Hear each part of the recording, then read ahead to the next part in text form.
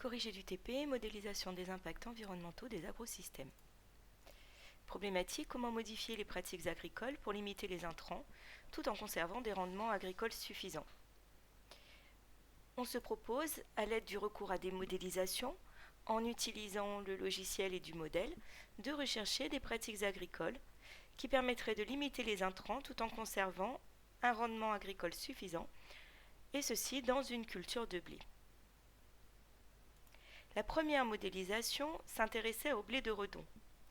Les blés de Redon sont des variétés anciennes. Elles sont peu utilisées, voire plus utilisées actuellement, car elles ont des rendements assez faibles. Plus faibles que les rendements des variétés actuelles, ce qui les rend peu intéressantes pour la culture. Cependant, ces variétés recommencent à être utilisées, notamment en agriculture biologique, car elles résistent aux maladies davantage que les variétés actuelles et elles ont moins besoin d'eau. Pour mettre en évidence l'intérêt d'utiliser des variétés anciennes de blé en cas de sécheresse, on va d'abord réaliser 2 témoins avec des cultures de blé actuelles, avec eau et sans eau. On réalise les modifications nécessaires dans le modèle, donc on va dépeupler le blé ancien, et dans les règles, on va réactiver la plantation de blé actuel, mais on suspend la plantation de blé ancien. On choisit 1000 tours ainsi qu'il est demandé dans le protocole et on lance le modèle. Donc après 1000 tours, voici donc le rendement d'une culture de blé nouveau lorsque cette culture est arrosée et reçoit des engrais. 138 grains de blé. On recherche maintenant le rendement de cette même culture mais sans eau. Donc on va réinitialiser le modèle. On va de nouveau dépeupler le blé ancien et on suspend l'apport d'eau.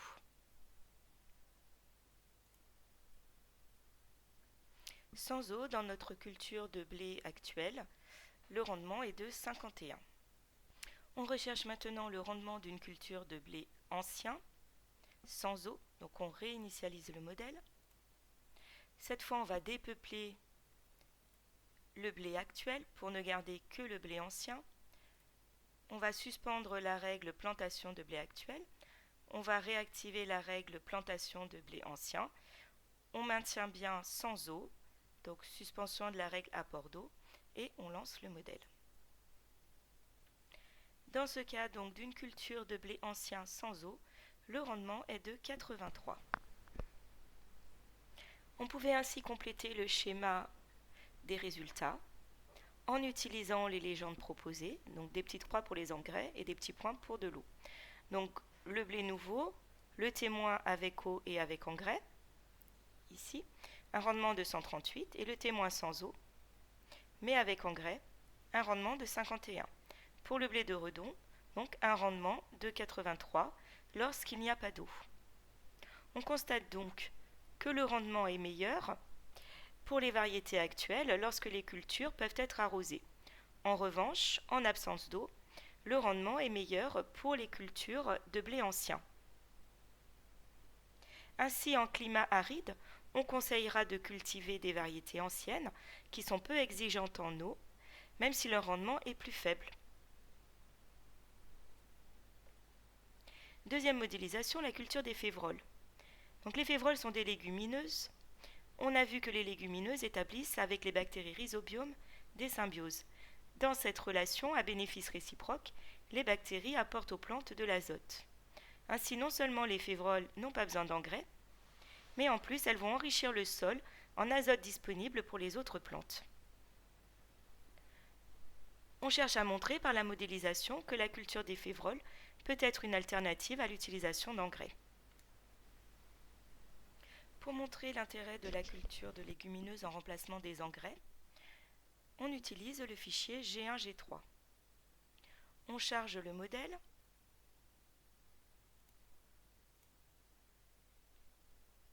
et on va tout d'abord réaliser le témoin, c'est-à-dire une culture de blé avec engrais pour avoir le rendement maximum et une culture de blé sans engrais pour avoir le rendement minimum sans les engrais. Donc aucune modification à faire ici et aucune modification à faire dans les règles puisqu'on a apport d'eau et apport d'engrais. On lance le modèle sur 1000 tours. Le rendement, après 1039 tours, 130. On réalise le témoin sans engrais, donc on va réinitialiser le modèle et suspendre l'apport d'engrais. On relance pour 1000 tours. Le rendement est maintenant de 73 grains de blé. Il nous faut maintenant tester l'intérêt des févroles, donc on va rajouter dans le modèle des févroles. Donc on clique sur févrole, on fait modifier cet agent et on va en ajouter 75 qui se plantent au milieu des plants de blé. On laisse bien suspendu l'apport d'engrais. On vérifie qu'il y a bien apport d'engrais févrole, puisque comme on a rajouté les févroles et que l'on sait que les févroles enrichissent le sol en minéraux, en particulier en azote, il est nécessaire d'avoir cette règle. On regarde donc des févroles, donne des févroles et de l'engrais dans le sol. On fait tourner le modèle pour 1000 tours. Le rendement est maintenant de 119 grains de blé. Voici le schéma complété avec les résultats. On constate que le rendement avec févrole, 119 grains de blé, est proche de celui d'une culture classique avec engrais, 130, même s'il lui est inférieur. L'addition des légumineuses dans les cultures, bien qu'elle complique la récolte, peut être une bonne alternative aux engrais, puisque l'agriculteur économise le coût des engrais et préserve l'environnement en limitant la pollution par les engrais. Cela peut compenser la légère diminution du rendement. Troisième modélisation, la plantation ou le maintien des haies existantes. Donc les haies sont des plantations d'arbres ou d'arbustes en bordure des champs. Ces haies peuvent atteindre jusqu'à 15 mètres de haut. Lorsqu'elles sont hautes, elles vont réduire la lumière en bordure du champ, ce qui fait que les plantes cultivées en bordure des champs reçoivent moins de lumière, ce qui va limiter le rendement à cet endroit-là. Mais par contre, les haies récupèrent une partie de l'eau de pluie et de l'eau d'arrosage qui ruissellent hors des cultures, et elles vont stopper ce ruissellement au niveau de la haie, ce qui fait que les minéraux vont rester en bordure du champ, donc à disposition des plantes qui sont dans le champ. De plus, à long terme, l'agriculteur peut couper régulièrement du bois pour le chauffage. Les haies préservent la biodiversité puisqu'elles sont le lieu de vie de tout un tas d'animaux et d'oiseaux. On cherche à montrer, par la modélisation, que la culture, le maintien des haies, donc j'ai corrigé l'erreur, on cherche à montrer par la modélisation que le maintien des haies ne nuit pas au rendement. On pourrait donc profiter du bénéfice des haies sans perdre sur la productivité. Pour modéliser l'impact des haies, on utilise le modèle G4. Donc on charge le modèle G4. On voit que sur le modèle G4, des haies sont dessinées en bordure du champ. Pour déterminer l'importance des haies, il faut d'abord avoir un témoin sans haies. On va donc dans les agents dépeupler les haies et dans les règles suspendre les ombres des haies, puisque les haies font de l'ombre. S'il n'y a pas de haies, il faut supprimer cette règle. On lance le modèle pour 1000 tours. On observe que le rendement sans les haies est de 142 grains de blé. On cherche le rendement maintenant avec les haies, donc on va réinitialiser le modèle. Les haies ne sont plus suspendues, on voit qu'elles sont réapparues, et on va réactiver l'ombre provoquée par les haies. On fait de nouveau tourner le modèle pour 1000 tours. Le rendement est maintenant de 110 grains de blé, ce qui est assez logique, puisque les plantes à l'ombre des haies recevant moins de lumière, elles font moins de photosynthèse et donc elles produisent moins de grains de blé. Le schéma complété. présentant les résultats, donc avec un rendement de 142 pour le témoin sans haie et de 110 pour l'expérimentation avec haie. Donc on constate que le rendement avec les haies il est plus faible que le rendement sans les haies. La plantation de haies semble donc manquer d'intérêt, en tout cas à court terme, parce qu'à long terme, les haies présentent beaucoup d'avantages, comme la protection des sols, la protection de la biodiversité, ce qui fait qu'en agroécologie, c'est-à-dire en agriculture qui préserve l'environnement, eh bien les haies sont un avantage. Dernière modélisation, le paillage. Le paillage, qu'on appelle aussi le semis sans labour, consiste à ne pas labourer. En évitant de labourer, on préserve les micro-organismes du sol, mais aussi les vers de terre ayant un grand rôle dans l'oxygénation du sol et la dégradation de la matière organique qui pourra devenir de l'humus et être transformée en matière minérale par la décomposition. Certains agriculteurs font donc le choix de ne plus labourer. Ils vont donc semer sous les débris végétaux issus de la récolte précédente. Et les débris végétaux vont former sur le sol un paillage, c'est-à-dire qu'en fait le sol est recouvert de débris végétaux. Donc ce paillage, il présente deux caractéristiques. D'une part, la matière organique des débris végétaux va être dégradée par la décomposition et devenir de la matière minérale sur place, donc comme un engrais. Et de plus, ces débris végétaux, lorsqu'il pleut ou avec la rosée ou lorsqu'on arrose, vont conserver l'humidité du sol.